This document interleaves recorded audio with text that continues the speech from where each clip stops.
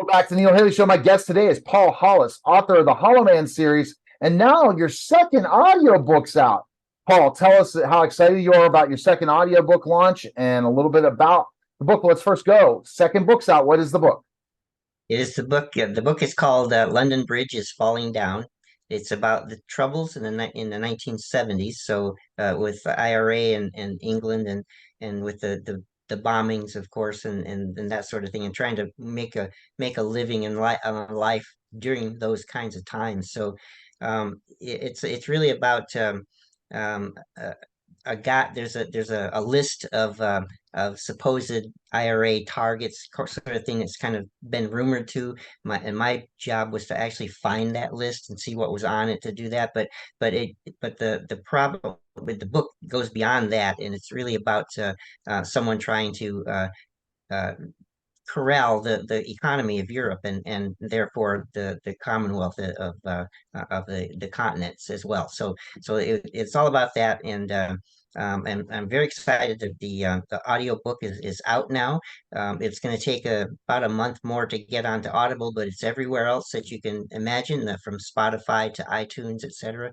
So look it up, and I think you'll enjoy it. All right, let's talk more about the audiobook. London Bridge is Falling Down. Main characters in it. Main character is the same as in the Hollow Man. You have Doc and Zeta, and everyone else is kind of comes in and out of the three books kind of thing. But those are the two main characters that make the book come to life. What are you seeing in the 1970s that's shocking people that relate to the 70s in this book? That if you grew up in the 70s, you would understand.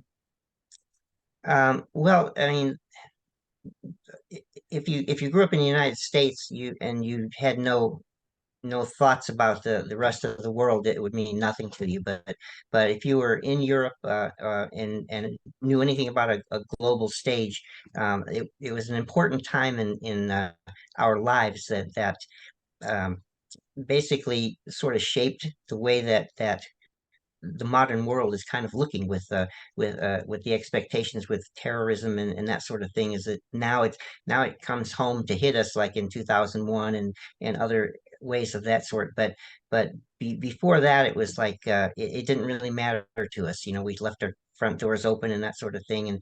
And but that was the beginnings. The IRA, I think, were the real beginnings of the terrorism that was not specific to the Middle East kind of terrorism, and so it just showed that the world, that yeah, there's all kinds of terrorism out there and ideologies, etc. So yeah, it was an important time, and some of the stuff that's going on then is really happening now, and but being more transparent about it. So people are saying, hey, what the hell is the government doing, now? And it's really about, well, guess what? They've always done it. All right. So Yeah. So it's let's just talk. that. Yeah, absolutely. So let's talk more about terrorism. What kind of terrorism were you fighting in the 70s in this book?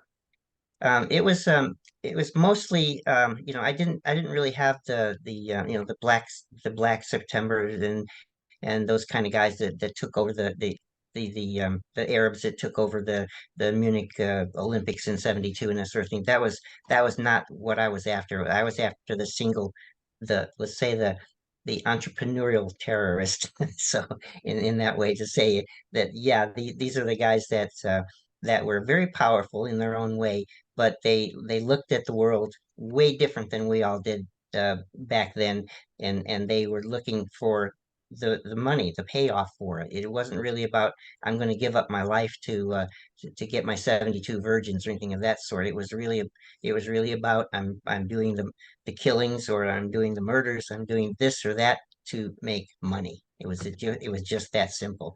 And so I was actually assigned to find out information on those kinds of people there. So how did you find out that kind of information in the 1970s compared to today? Oh, libraries, lots of microfiche, if you remember what that was like, but microfiche in those days was very valuable because it had everything that was ever published in a library was on a microfiche that went back months and months. You could certainly find um, today's version of Look magazine, or or Life, or something of that sort. Maybe 3 months back, a physical copy, but mostly after that, it was all transferred to microfiche, and so you had to do your research there. And when that failed, it was actually finding people who actually were a part of that or lived through something that was involved in that, to see if we could get clues to then move further toward these people, and get closer to their home, basically. Yeah. All right, so let's talk about, you said how by doing research at the library you're going to catch a terrorist. Well, it tells you where they are, what they're doing, uh, what has happened, and can you relate this bombing to that particular person or that particular group, those kinds of things. And it was all putting together pieces. You didn't get the whole story from microfiche at one place. You had to look and say, oh, is there something that verifies that in a French newspaper, for example, at the same time, what was their view on what happened with this bombing in the Dublin, for example. So Oh, wow. so it was all about finding connections and clues that put like a jigsaw puzzle together, sort of thing, right? Were you scared you get blown up? Did you ever think you'd be blown up? Yeah, yeah, that wasn't really a major concern. I got to tell you. I mean, I was certainly close enough to be blown up more than 5 or 6 times, but I just, it was just like, oh, yeah, there's a bomb right here that knocked me off my feet. It's like, okay, I got to figure out what to do to help people if I could, and if I could get up and crawl to where the injured people were, kind of stuff. But yeah, yeah, and back in those days, it was kind of like, well, you weren't going to live to be 50, 30 years old anyway, so you might not, Exactly. enjoy yourself now.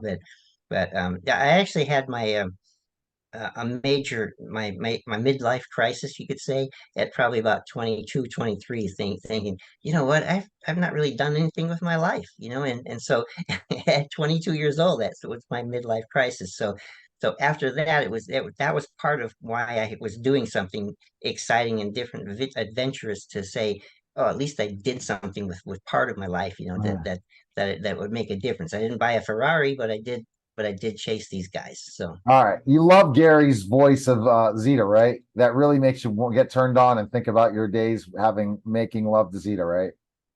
I do. I asked him to change it a little bit from the first book, to make it a little softer, because it to me seemed a Yeah. little bit harsh for her personality. So, and he did, and I think it's a beautiful voice that he's put into the second book, and that will continue into the third book as well, and the fourth.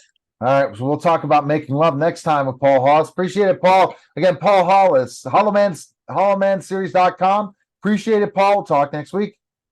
Pleasure. All right. Thank You're you. listening and watching the Neil Haley Show. We'll be back in just a moment.